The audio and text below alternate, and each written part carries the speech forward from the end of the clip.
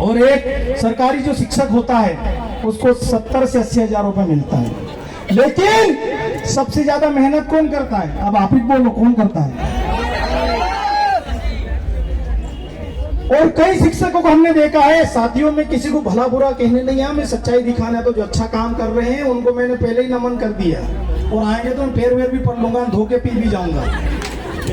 लेकिन उनको ईमानदारी के साथ अपना कर्तव्य निभाना चाहिए। एक 5,000 वाला, 4,000 वाला, बेचारी आज हमारी बहनें भी जो पढ़ी लिखी है वो हम प्राइवेट स्कूल में पढ़ा रही, ईमानदारी से अपना काम कर रही है। लेकिन तो सभी को एक जिम्मेदारी में देना चाहता हूं हमारे युवा साथियों को कि अपने अपने गांव की स्कूलों की व्यवस्था सुधारो।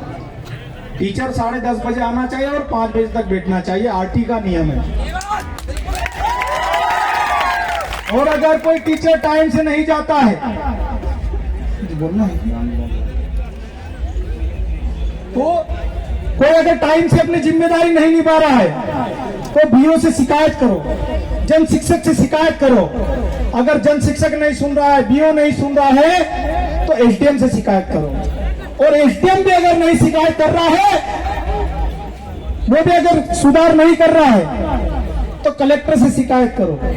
और कलेक्टर भी अगर नहीं सुन रहा है तो फिर रोड के अलावा दूसरा चारा हमारे पास बचा नहीं।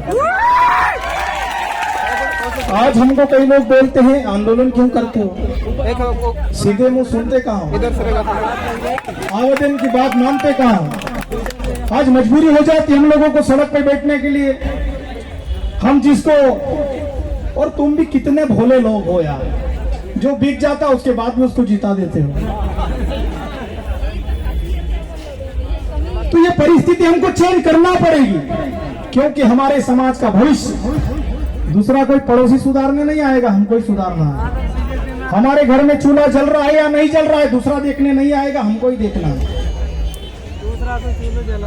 तो साथियों, आप लोग सुबह से बैठे होंगे,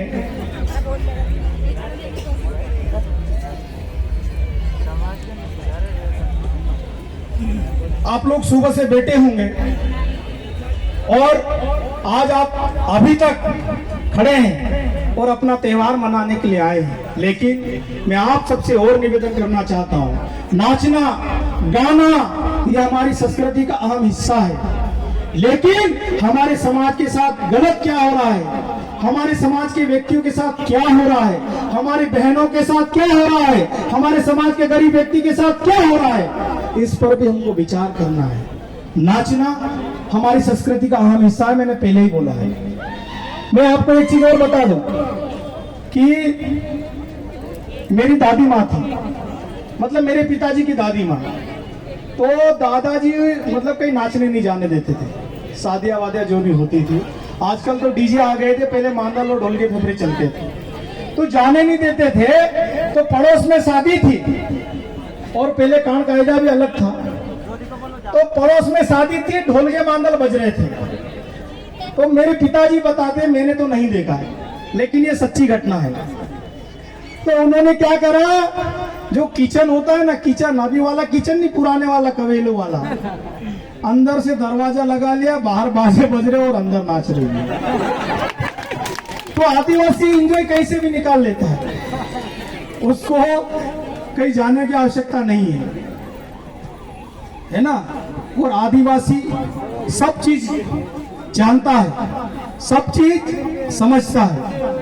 इसलिए बार बार हम आपको कह रहे हैं, अपने आप को पहचानो कि हाँ हम आदिवासी। किसी कोई भी अगर पूछे तो डंके की चोट पर सीना ठोक के बोलना, हाँ हम आदिवासी हैं।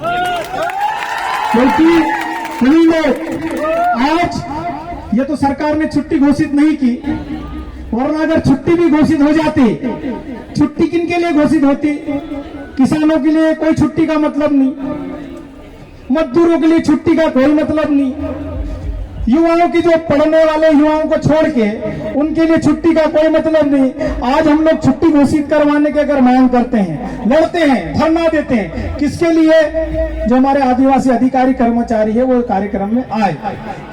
लेकिन छुट्टी हम दिलाते हैं और अपने बीवी बच्चों के साथ घूमने कहीं और जाते हैं और बोलते हैं यार ये तो ऐसे रिकामे हैं, महेंद्र कन्नौज के पास कोई काम नहीं, वो तो इधर उधर भटकता रहता है, लोगों को भटकाता रहता है, ये लोग बोलते हैं।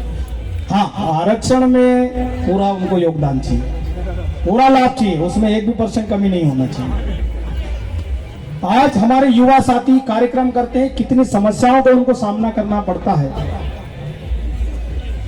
हम लोग ही जानते हैं। ये टेंट ऐसे ही नहीं लगा, ये मंच ऐसे ही नहीं सजा, आज ये झंडे दिख रहे हैं ऐसे नहीं हुए, क्या क्या हमको कहां कहां हाथ फैलाना पड़ा। उसके बाद भी हमारे लोग ठीक है मर्जी होगी तो देंगे, वो अंदर बैठा रहेगा और बच्चा आएगा पापा तो उधर गए मार्केट में जा रखे हुए, और पापा की चप्पल भी वही है, जूते भी वही है, मोटरसाइकिल भी वही है। अब पापा पता नहीं कौन से हेलीकॉप्टर से चला गया, शायद सिंधिया के हेलीकॉप्टर से कहीं बाहर गया होगा। तो समाज में आज हम बिरसा मुंडा के आंदोलन को अगर याद करें, पेंटा भील के आंदोलन को अगर याद करें, तो हमारे समाज के लोग एक एक मुट्ठी अनाज देकर सहयोग करते थे, आंदोलन को ताकत देते थे। वो परंपरा अब हमको निभाना पड़ेगी, वापस लाना पड़ेगी। एक चीज और, लंबा भाषण हो रहा है, माफी चाहूंगा, किसी को आपत्ति और बीच में से बोल देना, अपनी बात खत्म करके चला जाऊंगा। आज हमारे समाज में जो सहयोग की भावना थी, आज अगर किसी को मकान बनाना है, किसी को खेत में कुछ बनाना है, तो ठेकेदार को ठेका देना पड़ता है।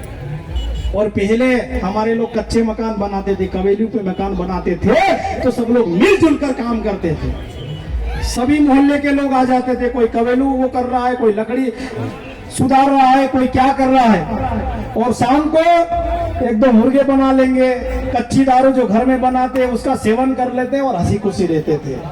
और आज वो हमारी भावनाएं दूर होती जा रही है। आज हम भाई से भाई बोलने के लिए तैयार नहीं, काका बाबा में झगड़े चल रहे हैं, तो इसको भी हमको समझना पड़ेगा। आज पैसा एक्ट की बात करती है प्रदेश सरकार कि हमने आदिवासियों के लिए पैसा एक्ट दे दिया, लेकिन अमल में तब आएगा, वो अमल में नहीं लाना चाहते, वो तो सिर्फ राजनीतिक हथकंडा है उनका।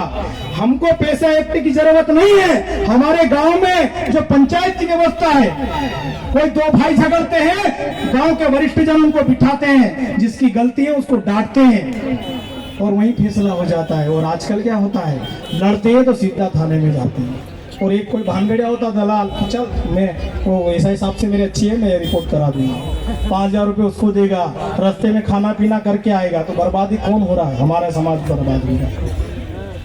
तो इस बात को हमको समझना पड़ेगा। नाचना, कूदना, गाना सब चलता रहेगा, लेकिन समाज में क्या अच्छा हो रहा है और क्या बुरा हो रहा है, इस पर भी हमको विचार मंथन करना पड़ेगा। वरना लोग तो आप देख ही रहे, फिर एक ही व्यक्ति का नाम लूंगा, मैं अब नहीं लेना चाहता हूं, मैं तो वो व्यक्ति समझ जाना कि मैं किसकी बात कर रहा हूं। तो आप सबको ये समझने की आवश्यकता है। आप सबने मुझे यहाँ पर इतना मान सम्मान दिया, और सभी आयोजन टीम की विशेष मांग थी कि बोले दादा एक बार आना है आपको यहाँ पर। अब मैं आ भी रहा था, लेकिन कार्यक्रम हमारे लगातार चल रहे थे। और दादा एक बार गाना हो जाए क्या?